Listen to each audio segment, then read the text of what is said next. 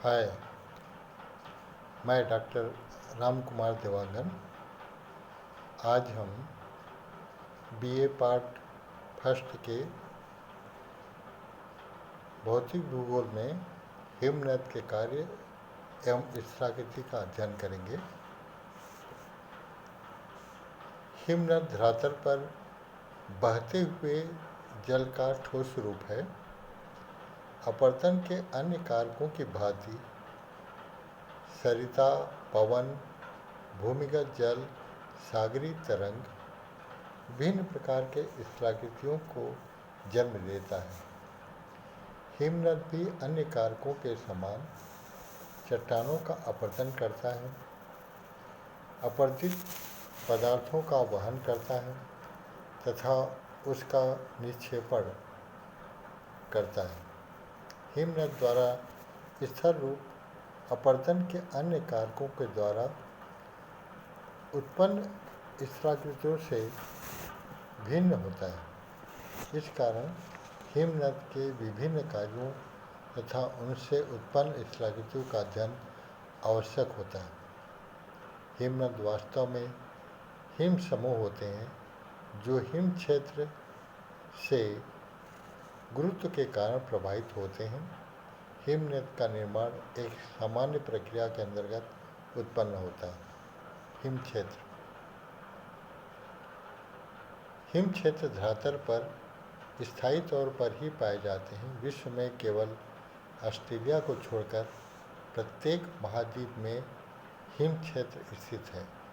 सभी उच्च अक्षांशों तथा निम्न तापमान वाले क्षेत्रों में हिम का एक आवरण सा रहता है। भूमध्य रेखा के पास दक्षिणी अमेरिका के एंडीज, पूर्वी अफ्रीका के किलिमंजारो आदि हिम क्षेत्र हैं। हिम रेखा की सबसे निचली हिम रेखा कहलाती है। हिम क्षेत्र की सबसे निचली हिम रेखा कहलाती है, अर्थात हिम रेखा वह रेखा है जिसके ऊपर हिम वर्ष भर आच्छादित रहता है, जिसकी बर्फ पिघल नहीं पाती। हिम रेखा की ऊंचाई सभी महाद्वीपों तथा महाद्वीपों के विभिन्न भागों में एक समान नहीं पाई जाती।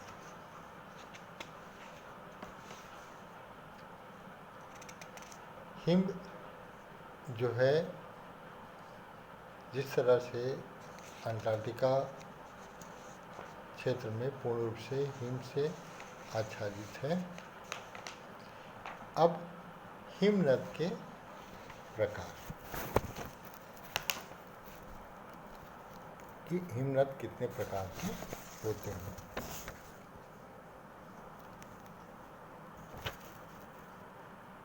हिमनद मुख्य रूप से 4 प्रकार के होते हैं। पहला, महाद्वीपीय हिमनद। जब किसी विशाल क्षेत्र में हिम के लगातार संचय के कारण हिम विस्तृत चादर का विकास हो जाता है, तो उस भाग में अलग अलग हिमनद न होकर के समस्त भाग एक हिमनद के रूप में होता है। इस प्रकार के हिमनद का विस्तार सर्वाधिक होता है। इसी कारण से इन्हें महाद्वीपीय हिमनद कहते हैं। महाद्वीपीय हिमनद को हिम चादर भी कहते हैं। हिमटोपियाँ। पर्वतों की चोटियों पर हिम स्थित हिम चादर को हिमटोपी कहते हैं। वास्तव में हिमटोपियाँ अधिक ऊंचाई पर स्थित होती, जहाँ से कई हिमनद का सृजन होता है। पर्वतपदीय हिमनद। जब पर्वतीय हिमनद से कई घाटी हिमनद नीचे उतरकर पर्वत के आकार या तली पर एक दूसरे से मिल जाते हैं, तो इस विस्तृत हिमनद को गिरिपथ हिमनद या पर्वतपदीय हिमनद कहते हैं। घाटी हिमनद। पर्वतीय भागों में ऊंचे स्थानों पर स्थित हिम टोपी या हिम क्षेत्र से हिम राशि जब गुरुत्व के कारण निचले पिघल जा प्रवाहित होती है तो इसे पर्वतीय हिमनद कहते हैं। पर्वतीय हिमनद मुख्य रूप से पर्वतीय घाटियों से प्रवाहित होते हैं, अतः इन्हें प्रायः घाटी हिमनद भी कहते हैं। अपर्दन हिमनद के अपर्दन से निर्मित इस तरह की थी। पहला, यू आकार की घाटी। हिमनद पहाड़ी क्षेत्रों में ऐसी घाटियों से गुजरता है कि जिनके ढाल खड़े तथा तली चौरस एवं सपाट होती है। ये घाटियाँ अपर्दित होने के कारण यू आकार की सी बन जाती है। यह दृश्य मुख्य घाटी पर लटकती हुई युक्त यू आकार की घाटी वाला कहलाता है। इन घाटियों को पूर्व निर्माण नदियों द्वारा होता है, बाद में हिमनद इसका विस्तार करता है। दूसरा, लटकती हुई घाटी या निलंबित घाटी। जब हिमनद कोई मुख्य घाटी के तल से उसमें मिलने वाली सहायक नदियों के जल अधिक ऊंचे होते हैं तो सहायक नदियाँ मुख्य घाटी पर लटकती हुई प्रतीत होती है। इसी कारण से इन्हें लटकती या निलंबित या बहिर्लंबी घाटियाँ कहते हैं। हिम के पिघल जाने पर अब इन लटकती घाटियों से जल निचली घाटी से गिरता है तो प्रताप को निर्माण होता है। इस कारण लटकती घाटी को प्रपाती घाटियाँ भी कहते हैं। इसके बाद है तीसरा, सर्क या हिमगह्वर। ऊंचे पर्वतीय भागों से हिम नद नीचे की ओर ढालों पर गड्ढे बनाता हुआ आता है।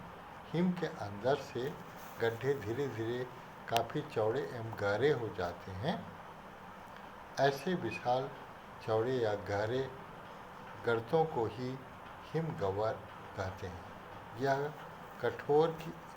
कटोरे की आकृति के गहरे तथा विशाल गड्ढे हैं जिसके पार्श्व लंबवत होते हैं, अतः यह देखने में रोमन अखाड़ा जैसे होते हैं। सार का आकार गहरी सीट वाली आराम कुर्सी से मिलता जुलता है। चौथा, टार्न। टार्न सर्क की बेसिन में अधिक हिम के दबाव तथा हिम की अधिक गहराई के कारण चट्टानी तली में अपर्दन द्वारा गड्ढे बन जाते हैं। इस तरह सर्क की बेसिन में एक शैल बेसिन का निर्माण होता है। जब हिम पिघलकर अदृश्य हो जाता है तो इस शैल बेसिन में जल भर जाता है जिससे छोटी झील का निर्माण हो जाता है। इस झील को सर्क झील या टार्न कहते हैं। पांचवा, अरेत या तिछकड़।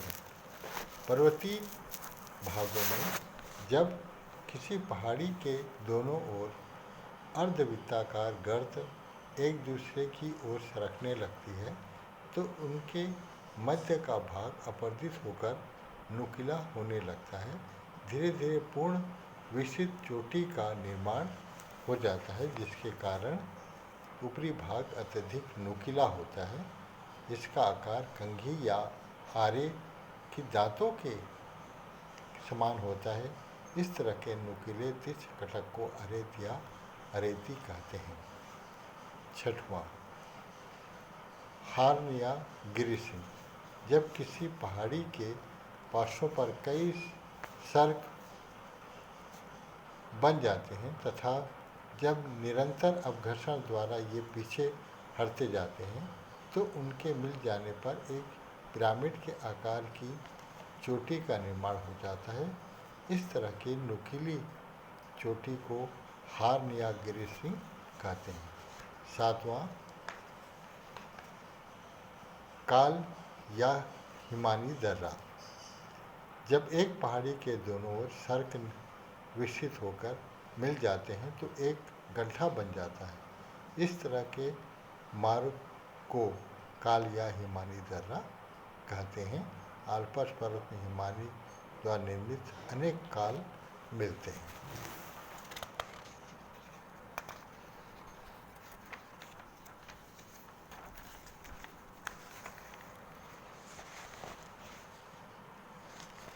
नुनाटक।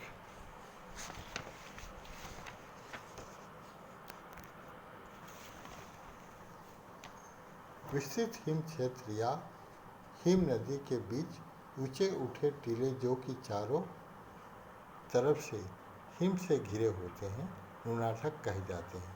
नुनाटक हिम क्षेत्र या हिम नद की विशाल हिम राशि के बीच बिखरे हुए द्वीप के समान लगते हैं। इसी कारण से नुनाटक को हिमांतर द्वीप भी कहते हैं। 9वां, हिमशिख या हिमपुच्छ। जब हिम प्रभावित स्थल भाग में बेसाल्ट या ज्वालामुखी प्लग ऊपर